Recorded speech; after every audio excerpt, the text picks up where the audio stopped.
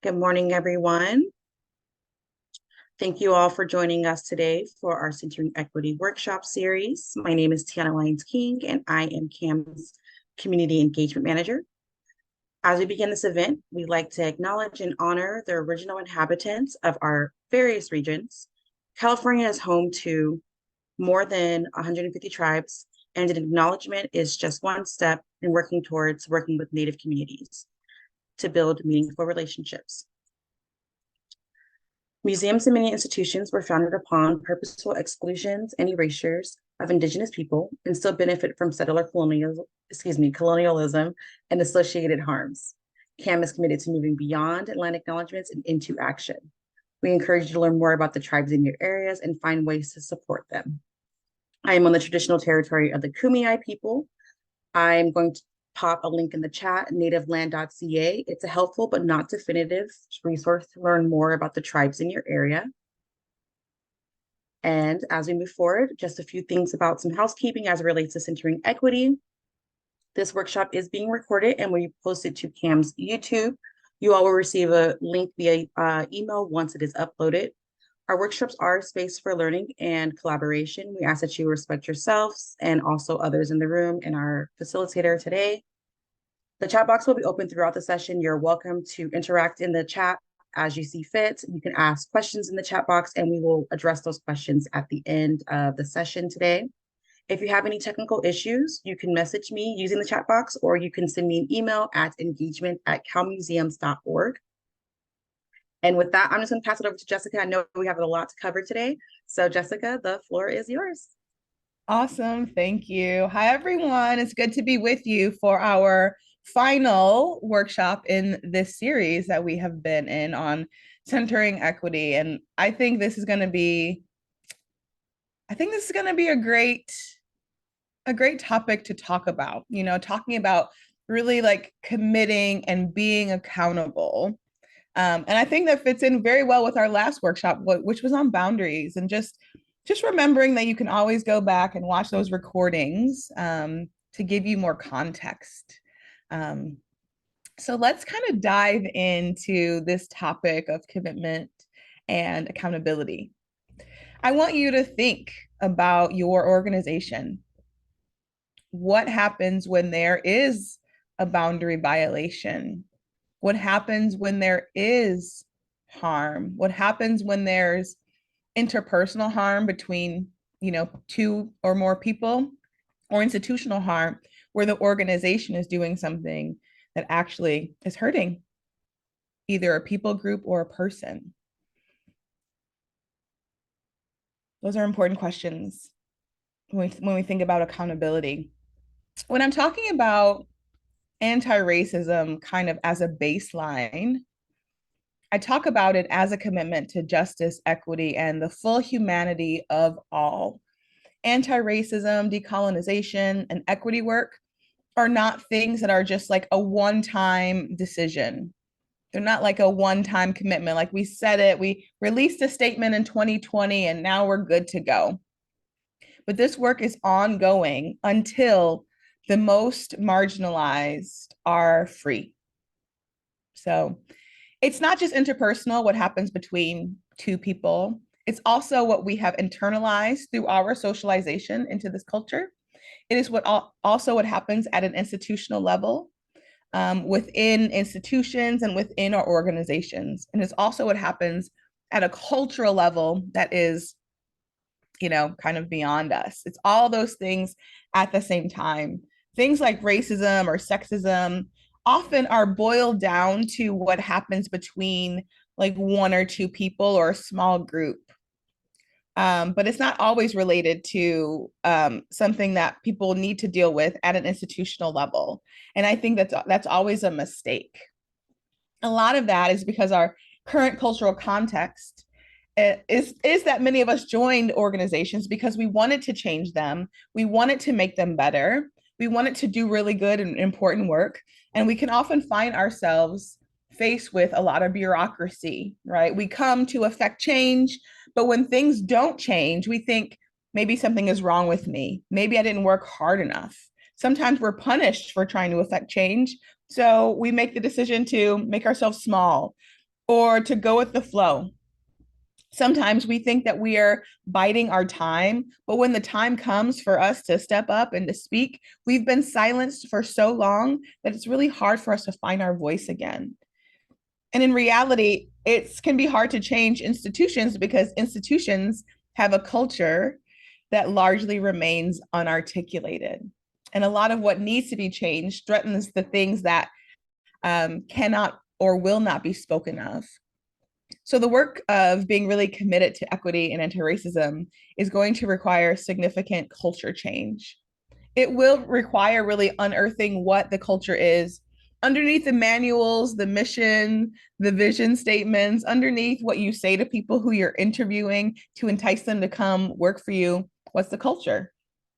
Our socialization is the process that we learn culture and learn how to live culture. And socialization into a culture lands pre-verbally. Now, what does that mean? It means it lands at a level of awareness below what we consciously think of and one that we often don't have the language for. I used to do a lot of workshops on leadership, but a lot of the workshops that I do these days is really on culture and culture change because your leadership can't thrive in a toxic culture unless you too are also toxic. And so we always want to remember that, like our culture is shaping us always and in big ways. Now, there are some things that we want to remember. Anti-racism and equity work is also like not a quest to be the good or best organization or person.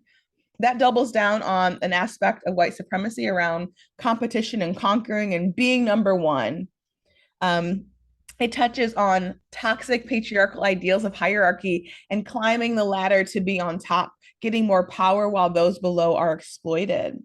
It's not about being good or the best, but honoring the full humanity of every human who is an employee or a client and intentionally creating structures within the organization that reflect this. It's a totally different paradigm. And in this way, we can see that this work doesn't just impact inequality and oppression around just race or gender, but around each identity marker that might experience marginalization. We spoke in the workshop on power that the least marginalized group, the most privileged group, are white, cisgender, heterosexual, Christian, middle to upper middle to upper class, able-bodied, middle-aged males, or those who pass as such. A commitment to anti-racism and equity is something that must happen on the individual level as well as the institutional level. So your own self-work has to be done. And there's just a period at the end of the sentence, like, boop, your own self-work must be done. And it must be done alongside others, right? The way that I want to frame this is that you have to do your own personal work because even if we burn down every system that was oppressive and we started from scratch, you would add your own prejudice and your own bias to the system. And the baseline for a lot of the organizations that we're a part of, the context is white supremacy in subtle ways and sometimes overtly. So when we focus only our attention on our personal work, we can fall into individualism, which is an aspect of white supremacy culture. And sometimes people freak out because they're like, individualism isn't being an individual like a positive thing. And I'm like, yeah, it's a wonderful thing. I love who I am. But that's just not what individualism is, right? That is a description of individuation, which is inherently an interconnected process where we find out who we are and who we're not in relation to one another. This is where we find out the ways that we're similar and the ways that we're different. So being a unique individual can be a beautiful part of the individuation process. But individualism is slanted toward white people, and it helps white people really resist and deny the fact that they're a part of a group identity.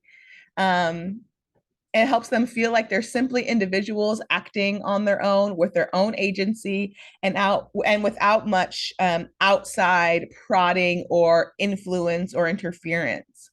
Well, where non-white people don't really get to be individuals, or they have to fear that they'll be lumped into a category of just another blank, right? Fill in the identity, just another age and just another Black person.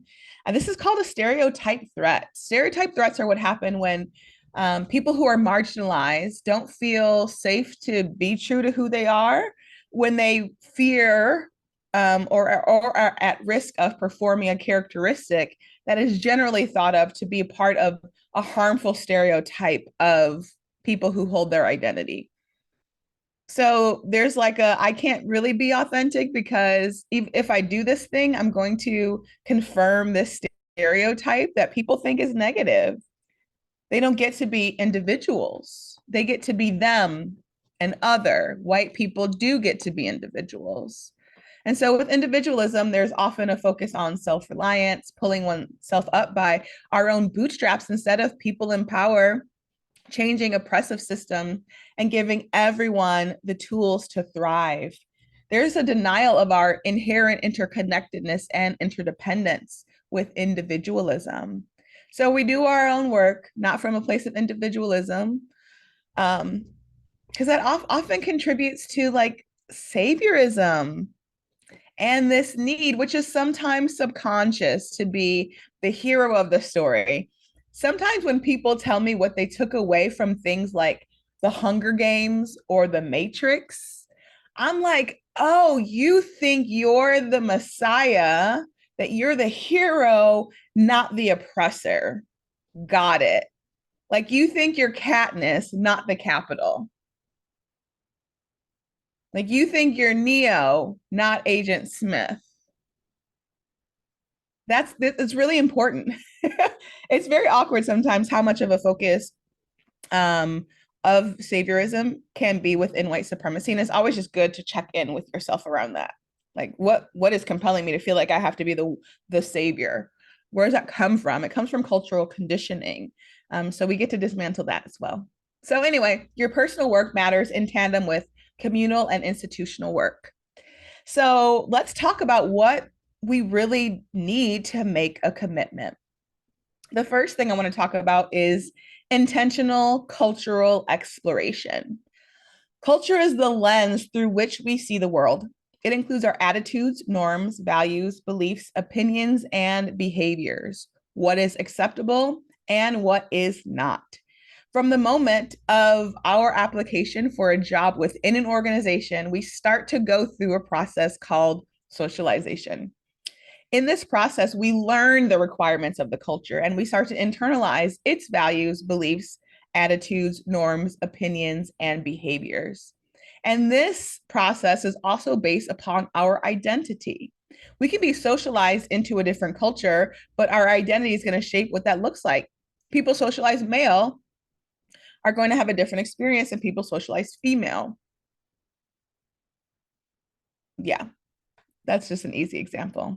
So as we go through this process, we might find ourselves integrating where we get to keep all of who we are while also participating in what is like the dominant culture of the organization. We might assimilate, which is often something that white supremacy really kind of demands from us.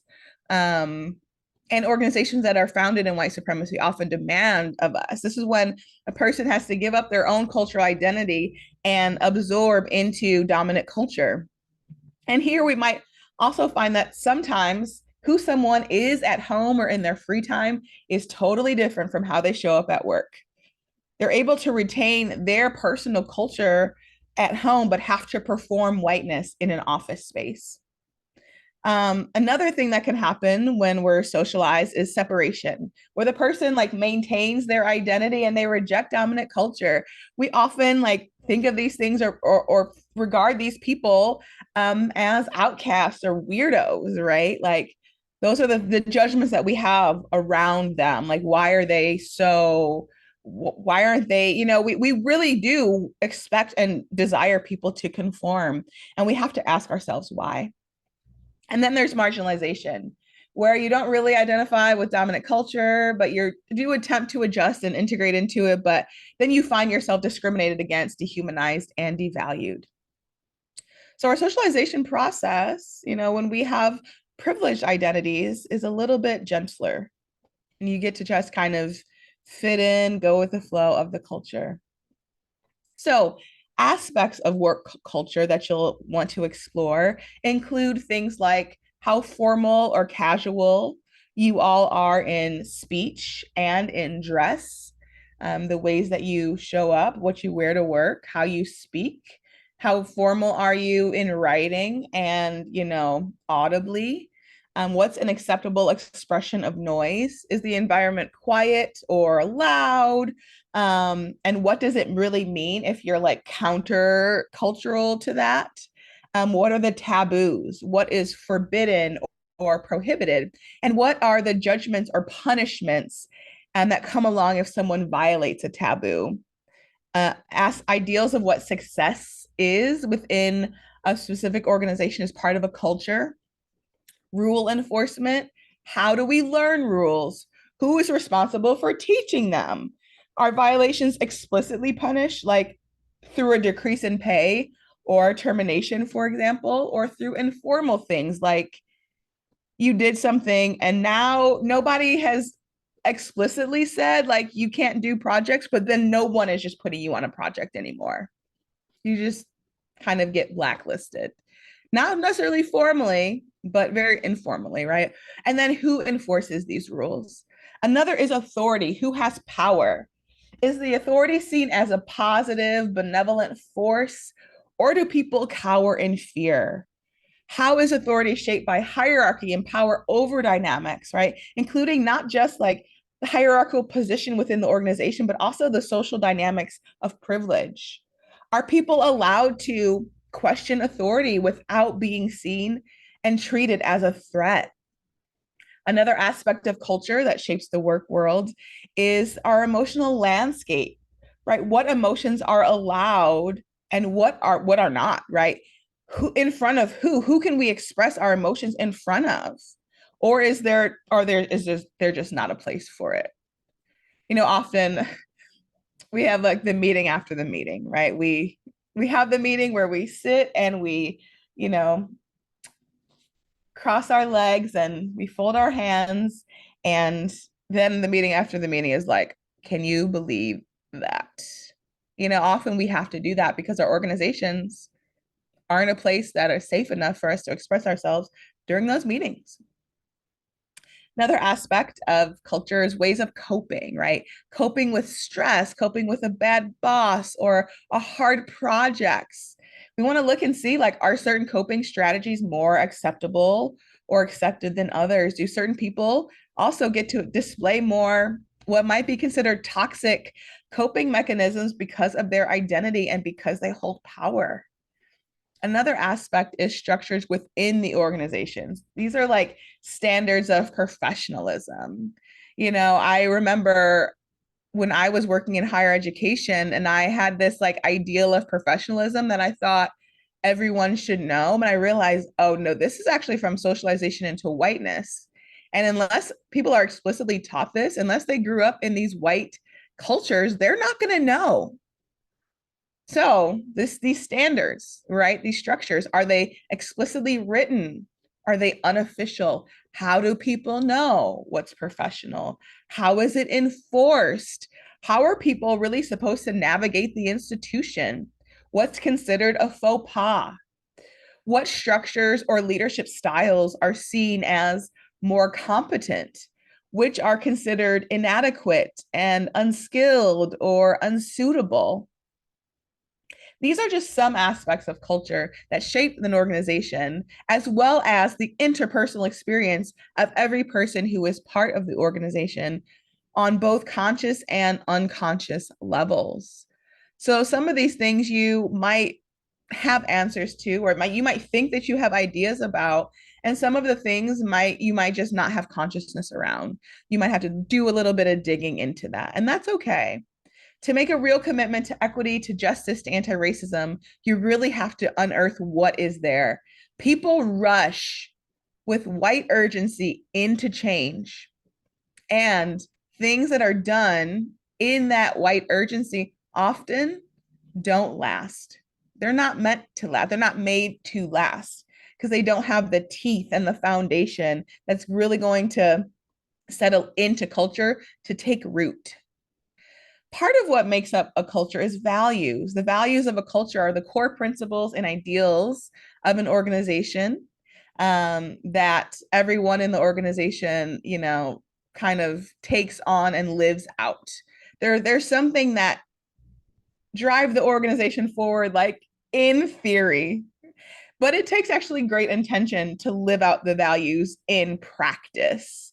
Karen Horney reminds us that it is a sign of unwellness to believe that knowing the right moral values actually makes one virtuous without actually doing the incessant labor to live those values.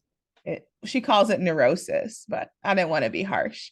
The values of an organization can be a guiding principle, but ideals have to be reconciled with reality. They have to be. If you've ever been hired to a place that said that they valued something, and then you started working there, and then something different showed up, it's likely that they have some blind spots that they need to look at that might be hindering the organization from actually being well and flourishing. So, as you look at what things make up your culture, you must also articulate your values and assess whether you are reconciling them with tangible practices and structures, and start to look at what are those markers? Like, how do we know that we're living our values? How do we know when we're off? How are you assessing those things? And as you're doing work, it's going to be really important to put it to paper. It's the only way to really move forward with a level of authenticity and vulnerability. And it's important to choose vulnerability during this process, and to choose vulnerability over transparency, which I think often get confused and conflated with one another. Transparency is like the facts. It's like, this is what's so. This is just what it is. And it's nice. It's like honest, whatever. But vulnerability actually deals with what's the impact of this? What is the emotional culture of this? What is the emotional fallout of this thing? And being really honest about impact. If you're in your head, though, and you don't actually write it down, you won't have necessarily a chance to be as honest and authentic. So once you do have this level of honesty and authenticity, it'll set the groundwork for what you really need moving forward. The second thing is to increase the emotional intelligence of the organization. Emotional intelligence at the base level is the ability to recognize and manage our own emotions, and eventually it translates to social awareness and attuning to others. So is your culture one where feelings are downplayed, where feelings, or maybe it's like a culture where like feelings are kind of like driving things, and the emotional intensity is so big that it can be like exhausting. Emotional intelligence really begins with attending to our own feelings. It can be really easy in this culture to think about a feeling and think that's the same as feeling our feelings, or to know what a feeling is and to think that's the same thing as feeling our feelings. I've seen like whole people have like full body reactions, emotional reactions to something, and they actually deny that that's how they're feeling because they're so disconnected to their bodies. So it's important to practice like feeling our feelings. I mean, I've seen people in like rage and they're like, I'm not mad. I'm like, well, you're yelling, your fists are clenched. Tell me what's not angry about this expression. But we really have to look at those things. Now, they say the life cycle of a feeling is 90 seconds, and any longer than that is just our mind keeps re-triggering the emotion. Now, whether that's true or not, you all know people just make up statistics all the time, and then we're like, oh, that wow, and we take them as fact, whatever. Doesn't matter whether it's true or not. I think it's good for us to pay attention to any fears that we have about getting lost in our feelings. The fear that we can't come back, that we won't come out of it. It's good to remember that they don't last forever. So we want to explore our relationship to emotions, right? Is there a stigma around expressing anger or fear or grief, both within you and within the organization? Where does that come from? Patriarchy, abusive relationship, capitalism that says productivity is more important than your feelings, so shut up and get back to work. Where did these messages really originate from? It's probably multiple places at multiple ages and stages in life that meant something to you. So as we practice feeling our feelings, we tend to project less onto others' expressions, right? If I can be in touch with my own sadness, then I don't have to get angry or numb or weird when someone else seems sad or when they seem angry. But I might have a reaction if I'm out of touch with that within myself. So increasing emotional intelligence can help you see whether you're actually responding or reacting. Often reactions that come from low emotional intelligence can create harm. And the more privilege that someone has, or the more status someone has within an organization, the more it's excused. The more there's less of a chance for accountability because often power over means people below are being dominated and there can be fear. So it also means being able to really support yourself and others. Um, Often when people are trying to do like equity work within organizations without working on their emotional intelligence, they experience high levels of burnout because dismantling oppressive systems can bring up a variety of feelings. And if you're not allowed to express them, you're just going to short out. I think about it like a robot, like shorting out. You'll short out. You're going to burn out real quick. So that's going to be important. Increasing emotional intelligence is less like making emotional expression a requirement and more like removing barriers to people sharing how they actually feel. So as you're doing this work, maybe you realize that you don't have the language for what you're feeling. Google feelings charts and feelings wheels. As I've been working on my emotional expression, sometimes I still have to be like, how am I really feeling? How specifically am I feeling this? And I go to a feelings chart and I'm like, oh, it's this word. This is the exact thing. So sometimes we just have to learn. We want to notice what's happening in our bodies when we experience a certain emotion and how then that impacts our communication um, with others, right? How does that impact the way I'm interacting with other people? Now, the second part of emotional intelligence is attunement, which is basically our ability to be aware of and tend to the experience of another person or people outside of ourselves. Now, when we're only focused on ourselves, again, we get caught up in the illusion of individualism. And when we're only focused on what's happening outside of us, we get caught up in a trap of codependence. And our goal is healthy interdependence. I understand what's happening within me without ignoring you, and I'm paying attention to what happens within you without leaving myself. So working on your emotional intelligence will give you more capacity to deal with the challenging things that come up as you're doing this work within your organizations. Now is a good time as any to bring up power. You were probably wondering, if you've been around, you're probably, when is she going to talk about power dynamics? I think I already did, but this is an important thing. People who have power over through hierarchical power or social power through privilege, it's important for you to pay attention to how hierarchy is shaping that.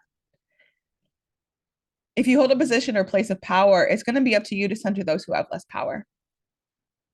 For those who are lower than you, it can feel like they're screaming into the void about something. I want to talk about empathy because I think it's really important. People can confuse emotional intelligence with empathy.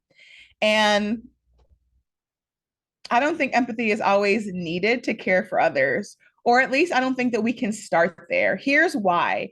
Evolutionarily, one of the reasons that we have empathy was actually for mutuality and reciprocity. So if I showed you care when you were hurting, that gives me space to call on you when I'm hurting, when I need something, and find reciprocity, empathy. But to have true empathy, you actually have to believe that someone else has something to offer. Meaning, if you wield power over, on some level, that comes with internalizing advantage. So it comes with internalizing that you actually have more to offer than those who are below you on the hierarchy. Even if it's not a conscious thought, our internalization lands deep within us. So it's going to be harder to actually really show empathy for people you don't think have anything to offer you. What happens instead is that you're more likely to have empathy for and solidarity toward people who share similar power to you and to have false empathy toward those who don't. And false empathy is a shallow identification with someone who has a marginalized identity by the person with power that's often sentimental and superficial. The person you're giving false empathy to actually knows that you don't know what it feels like to be in their shoes. So, at really a core level, it can feel disingenuous, even if the intention is good. I'm just trying to relate, right? Emotional intelligence, though, does not ask you to put yourself in someone's shoes or even try to understand them. It's about being with what is in front of you.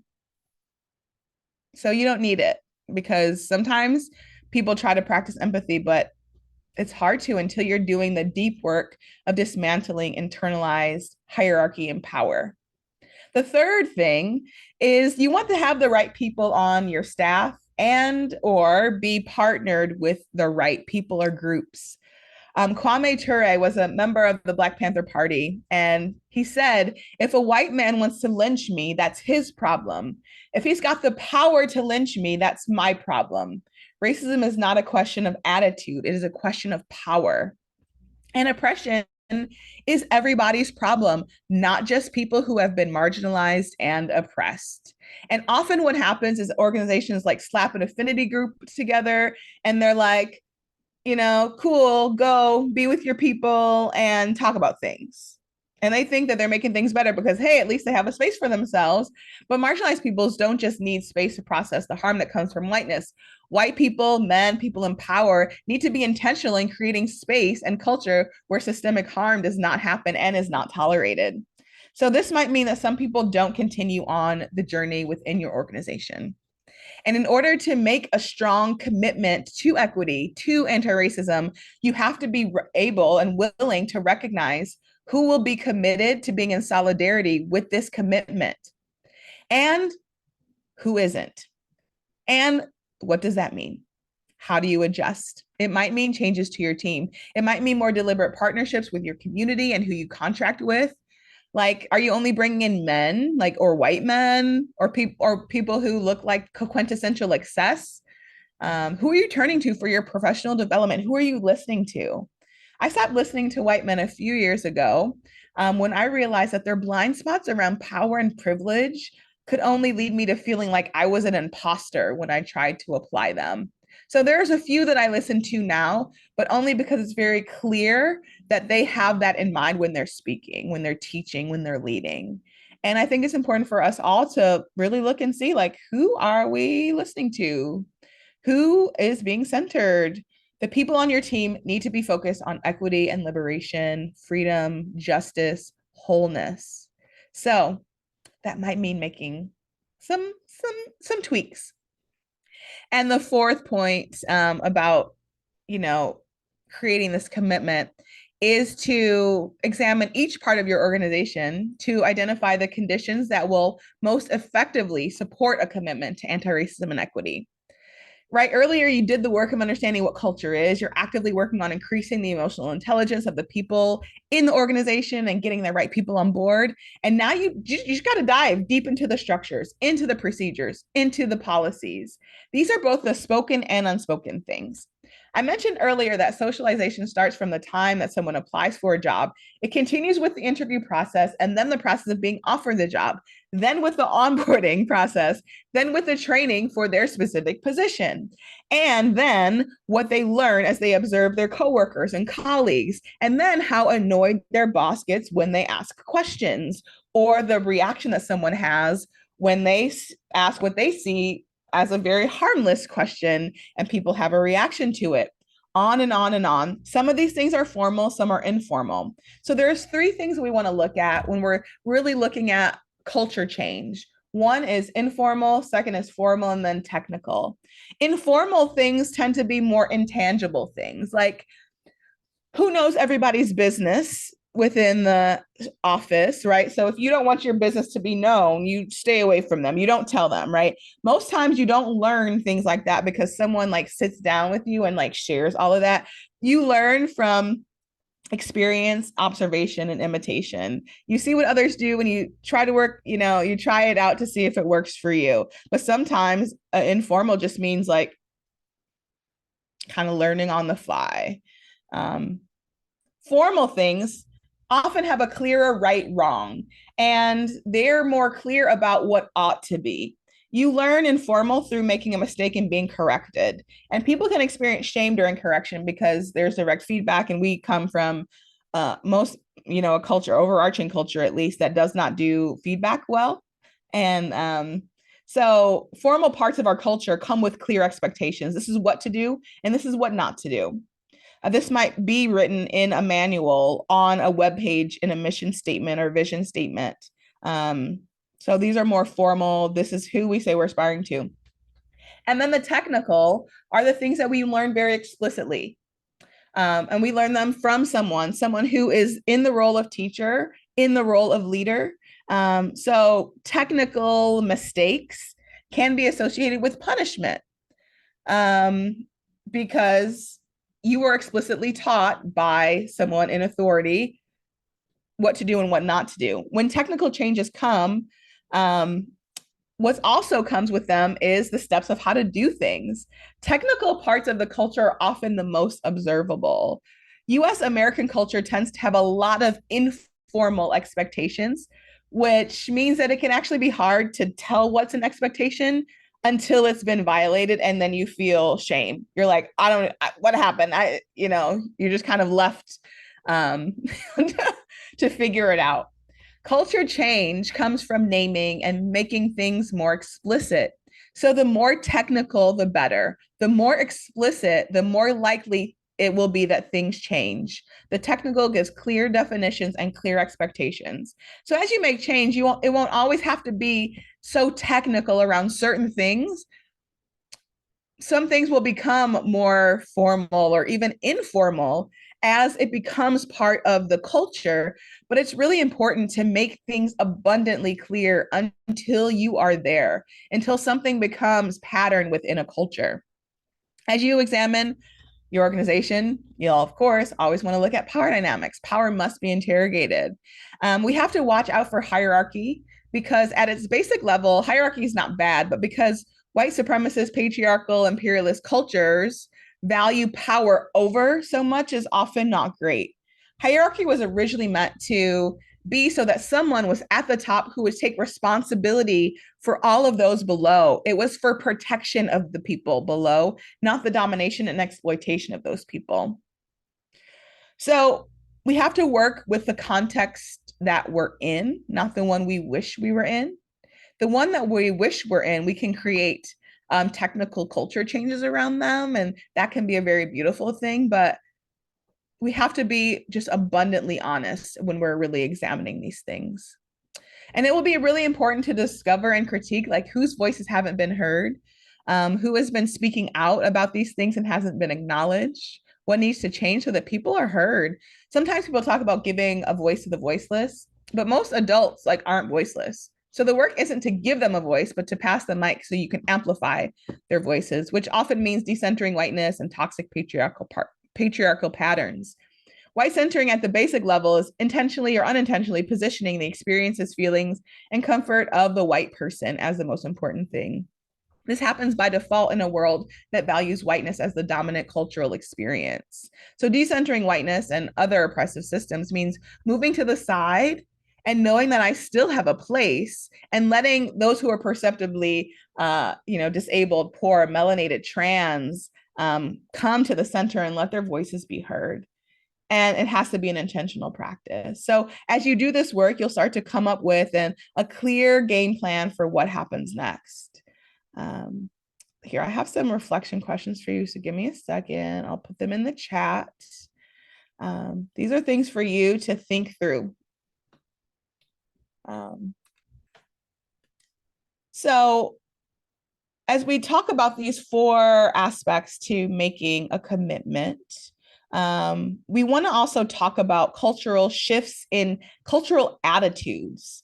So attitudes are part of, culture, and attitudes are like the way that we do things or how we do things. So there's a few attitudes that might support you as you're moving forward. The first is truth over niceness, meaning nobody has to sacrifice their experience to put on a smile and present themselves as happy. This doesn't mean that people are unkind. People are thoughtful and truthful.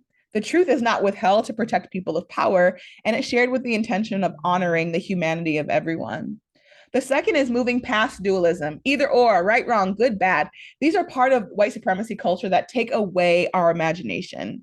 In the Enneagram work that I do, there's something called the Law of Three. And without getting too nerdy about it, it's basically a reminder that we don't have to be stuck in dualism, that when two things are present, there's always a third thing that's reconciling. There's both and, there's nuance, there's paradox. I think of the little kid who discovers that if you use two different colored crayons or paints and mix them together, you get another color. That is the energy of this. A third attitude is that discomfort is a natural part of change. It's one of the most natural parts of change. Our nervous systems resist change because they don't know if we can change and be safe. So we have to slow down. We have to increase our capacity to be with discomfort while also discerning between what's simple discomfort and what is actually a threat. Is there an actual threat? The fourth thing is that critique is a necessary part of the process. To move forward, we have to develop an openness to critique. And this means managing whatever stories you have about feedback, meaning that you're worthless, or any shame stories that you might carry. Often these stories come from when we're like children and we carry them throughout life. As Jon Acuff says, leaders who cannot be questioned do unquestionable things. So you really have to learn to listen well and to attend to the impact of what's being said without deferring to your intention, and be accountable to people who have been hurt or might be hurt if there's a violation. One of the things I see is people clinging to their intentions even though people are hurt. It's like, I get you wanted to protect your ego, but and also, baby, let's focus on the impact so we can really move forward. So the next attitude is that certainty is just a myth. There's no certainty in anything. There's no one right way to move forward. If you hired another educator to do this workshop, they would have offered you another perspective. And that doesn't mean that either of us would be wrong. When you let go of certainty, you actually have more access to focus on what's possible and then to take more bold action, knowing that you can course correct as needed. Now, some people have what's called a need for cognitive closure. And this is defined as a desire to quickly formulate and firmly hold on to clear opinions rather than accepting cognitive uncertainty or ambiguity. So they avoid uncertainty and they can't tolerate ambiguity. You might call them closed-minded. They also tend to see systemic issues as only personal responsibility. So they're the ones who see racism as, what happens between like Jim and Joe rather than a systemic issue. So it might be hard to have conversations with them about where things are going.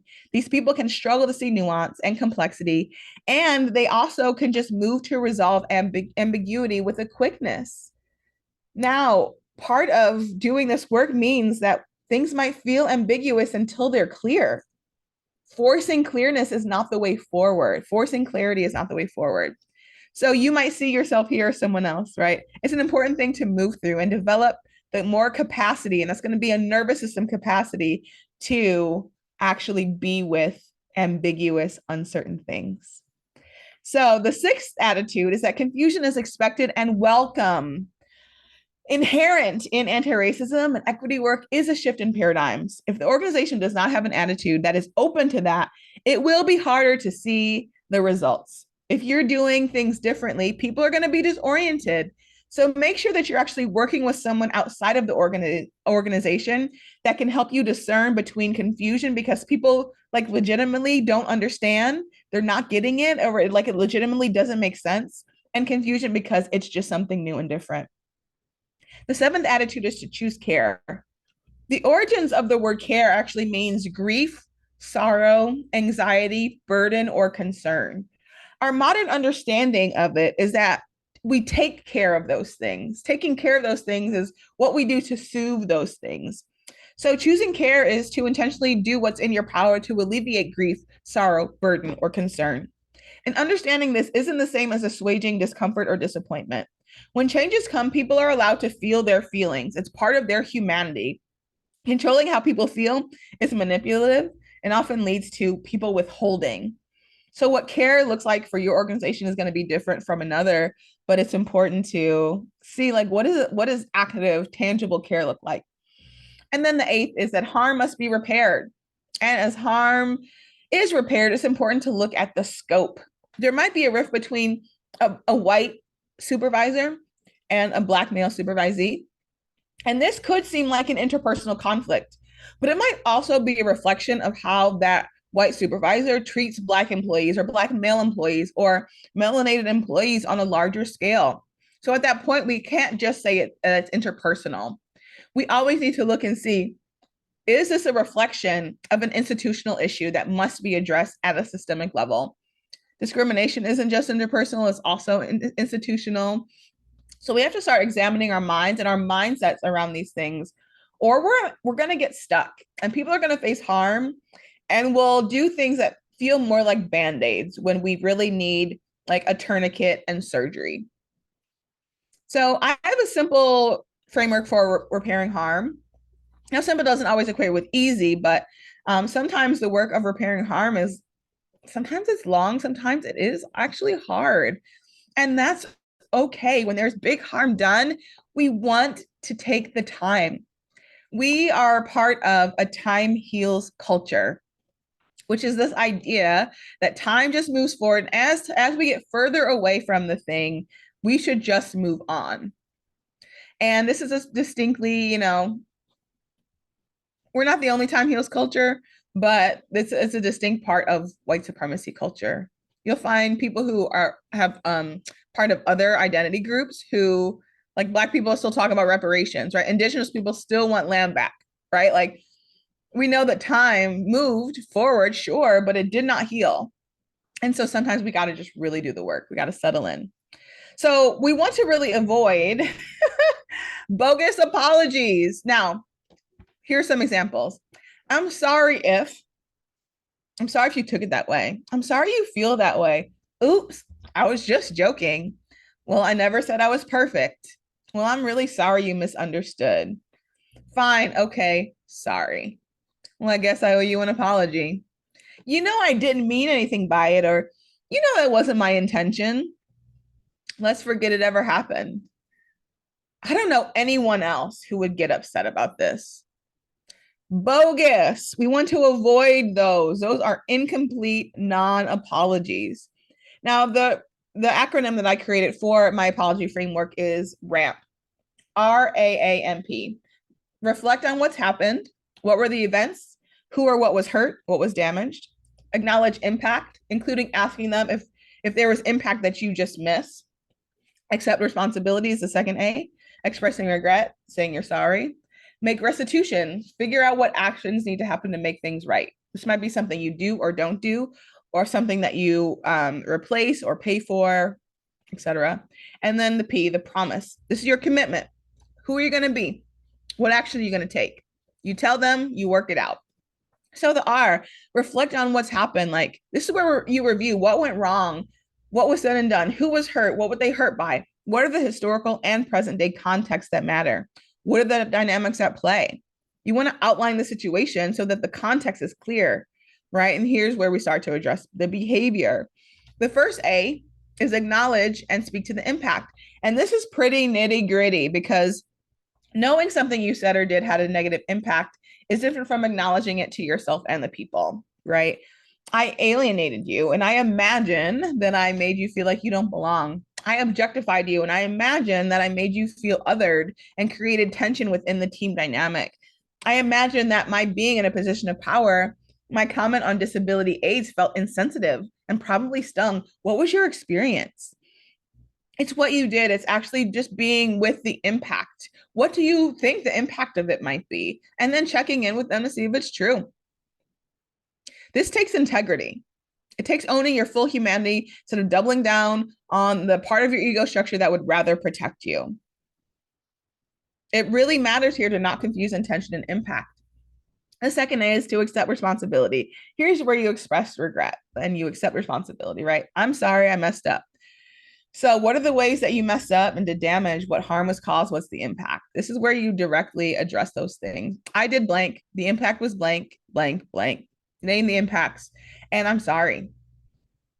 sincerely. I regret not only that I did it, but the harm that it caused you. So this is where you just take responsibility. just you just got to. The next is making restitution. This is where you work together to figure out what you can do to repair the rift between you and heal the harm that was done. Could be pay, could be time off, could be boundaries around communication, it could be a number of things. This is a place where honesty really matters, because if they want something you can't do and you go along with it because you have some kind of shame response and you feel like you should, that's out of integrity and is going to cause more harm. So you want to honestly talk through the barriers that you see around what they're suggesting and be honest about whether you can do it. Again, repair can be brief or simple. It can be complex and long. Depends on the amount of harm and whether, what's needed. And the last is the P, the promise, the commitment, the declaration to who you're committed to being, which will include the actions that you'll take to rectify the situation and what you're committed to doing that will be in alignment with the person that you say you are and who you want to be. So when you're dealing with systemic harm repair, part of making restitution and the promise will need to be changing policies and procedures, right? You might have focus groups or send out surveys that are anonymous, like through a third party, someone outside of you that can disaggregate the data to get a deeper understanding of the impact. If you're in a position of power, it's important to mind that you're not like forcing someone to accept your apology. If you've done harm, this adds to harm. So follow the rhythm of the people you've harmed and move forward with a practice of consent. All right, we have one more thing before we wrap up, but here's some questions for you. So, making a commitment. When you make a commitment, this commitment should be clearly articulated and clearly accessible, meaning it should be visible. It should not be hard to find. One of my clients, we were talking yesterday, and she saw a memo that was supposed to be released last October to all, they say it was released last October to every employee about a DEI initiative. February was the first time she saw it. So she's like, what? This did not go to all of us. But guess what wasn't clear? How to implement it. How does she live out this initiative? It was not clear. It was just like, this is what we're doing. Your commitment should be clear. It should touch on foundational changes that unfold over time. Some things will be more immediate. Some things will be short term. Others will unfold over a longer time. And part of your commitment should be markers for success and assessment of the plans and goals, because we want to be accountable. If you don't have a plan to assess whether the work you're doing is impacting the people you want it to impact, you're going to fall into performative actions. And this is where we do something to look a certain way. We might have good intentions or hope for a certain outcome, but we don't plan for it when our actions are performative, right? The focus is on doing the thing that makes us look good and, our good intentions, rather than what would have the best outcomes for the people that we say we're committed to. So who are the people within your organization that you have to hold you accountable? Not as like the token Black person or the token trans person who you listen to for a second and then blow off the next, right? Who are the people whose voices you can uplift and uphold? Whose feedback can you seek out specifically to forward this commitment to equity? This accountability is important because whiteness is a blind spot for white people, the way that patriarchy creates blind spots for men, meaning it will always get in the way without an intentional accountability plan. So there are a few aspects of accountability that I think are important. One is financial and budget item lines. Creating equity is going to take money and you have to figure it out. Might mean your board has to raise more money. I don't know. But if it's not in the budget, it's unlikely that any of the things that people are going to try to implement are going to be workable. Also, like, what are you doing with your land acknowledgement? There are things like voluntary land taxes where you donate money to the indigenous people whose land you're on. There are things like reparations, right? Reparations reconcile the way the past oppression is impacting systems and livelihood today. So coming up with a financial plan to incorporate those things can go a long way, and it matters and it's necessary. The next is timelines, right? What are the short term things? What are the longer term things? How often will you check on their progress? How often will you check on the impact or outcomes of what you all are doing? I recommend checking in a 90 days so you don't every 90 days so you don't lose sight of it, right? That's once a quarter. For the long term, you have to break those things down into what is immediate, what is short term, so that you can start the process. Sometimes people have these long term things and they just say, oh, that's long term. The amount of people who are like, oh, that's just long term. And it's like, okay, but so what are we doing now? What are we doing now for the long term? That's the question. If it's just long term, that just gets pushed into the future. And as we move forward, it just kind of moves with us. We never catch up to it because it's not tangible. We got to make it tangible. Some longer term things are not going to be able to happen until you do more short term things. So plan for that. That's very natural. And then another part of accountability is who is outside of the organization that can provide regular, ongoing feedback for what you're doing, right? This is someone who can say, like, tweak this a little and you have more success, or what you're doing actually might not impact the community you want it to, or and who they might ask, like, who is in the community that you're in conversation with. This is someone that will help you avoid the blind spots that you might have and give you ongoing encouragement and support. And then the next, of course, is just communication around across the organization. How do people know what's happening and how it impacts them? Thorough and repeated communication across the organization must be prioritized. Everyone must know that they have a part in this and to know what that part is. And you have to be clear. You have to choose clarity about that. You have to. If you're going to be truly committed to accountability, you have to be willing to follow the leadership of people of color, regardless of what level or position that they're in. You have to be willing to allow people of color to really create the table instead of you bringing, them to it, right? Which implies that you have the answers and is ultimately a power move. Accountability is a deferring of power. It's countercultural. It's grounded in trust and transparency and vulnerability. And if trust is broken, then it has to be mended. And relationships that have to be healed if they're fractured, that's accountability. It takes in feedback from a place of openness, and it has to be built into your commitment. Now, when we're talking about holding folks accountable, I want to talk about two things before we wrap up: calling in and calling out, because since 2020, there's been so much conversation about, people say calling in is like better. I don't think that one is better than the other. But before we get to that, there are a few considerations around communicating when there is feedback. The first is you want to know what your goal is. Are you trying to change their mind? Are you trying to just be heard? Are you trying to get them to stop something or to start something? What is it that you really want? The second thing that you want to practice in your communication is speaking for yourself. And by that, I mean utilizing I statements. I felt whatever, when, because, right? I felt disappointed when you said blank, but did blank because of it felt invalidating, when you did blank because it was the opposite of what you said. And I thought that you were listening to me and it seems like you didn't, right? That's really going to be important to own your experience instead of talking in like the ethereal you. We can get caught up in that as a culture. I felt that way. When there's a bigger level of harm done, speaking to the behaviors and the impact rather than attacking the person is going to be important. What is the thing that they did? What is the impact? You saying blank harms trans kids. It's invalidating. What is the behavior? What is the impact?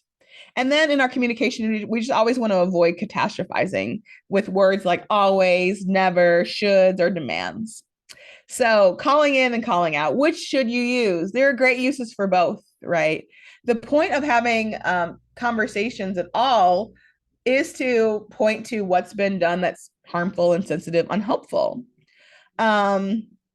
Sometimes I see like white people yelling at each other to like prove that they're woke in some way. And I just think that that's a poor use of time and energy. So you want to check in around like what's needed rather than like tone policing or virtue signaling, trying to do something so that you'll look good or morally right. So calling out is something that in the moment names the harm that's occurred. The goal of calling out is immediately to stop the behavior. In the moment, you might name the critique or name the mistake. You might let them know clearly what they've done that's harmful and oppressive and that it's like not okay. And you educate them on what the problem is. Like, this is what's problem. This is what the problem is. You might say things like, I need you to stop. Consider the impact of your words. It sounded like you said blank. Is that what you meant? Um, you know, you want to find your own ways to say things, but this is just like a direct, like, this is not okay. And I think, often we see calling out as a really great way to speak to organizations who might be doing harm or bigger figures, public figures who might be doing harm, who refuse to acknowledge it. Now, calling in may be public or private, but it's touted often as being more private, but that's not necessarily true. Calling out is not like the public version, and calling in is the private version. Like either they can be either, but it's about the intention in the moment. So, calling in is a type of accountability that is engaged as an opportunity for learning and reflection. It's inquiry based. So, the person calling in extends curiosity. You're extending them grace so that they have a chance to explain their behavior. You may send articles to them, you may send resources for them to reflect on. So you might say, I'm curious, like, what was your intention when you said that? What kind of impact do you think that this decision or comment or action might have had? Why do you believe blank to be true? What criteria are you using to measure or assess this? Calling in can set the stage for deeper, longer term impact, where calling out is more about stopping the immediate harm, which leads to harm in the present being reduced and may lead to future harm being reduced. So I love both as for accountability frameworks, and we want to practice both. How can I get curious about people that I care about, but if there's that immediate harm that's happening, we don't want to let people off. We want to get them to stop. So we can even start with calling out sometimes and then practice calling in. Um, but I think that they're both really, really valid.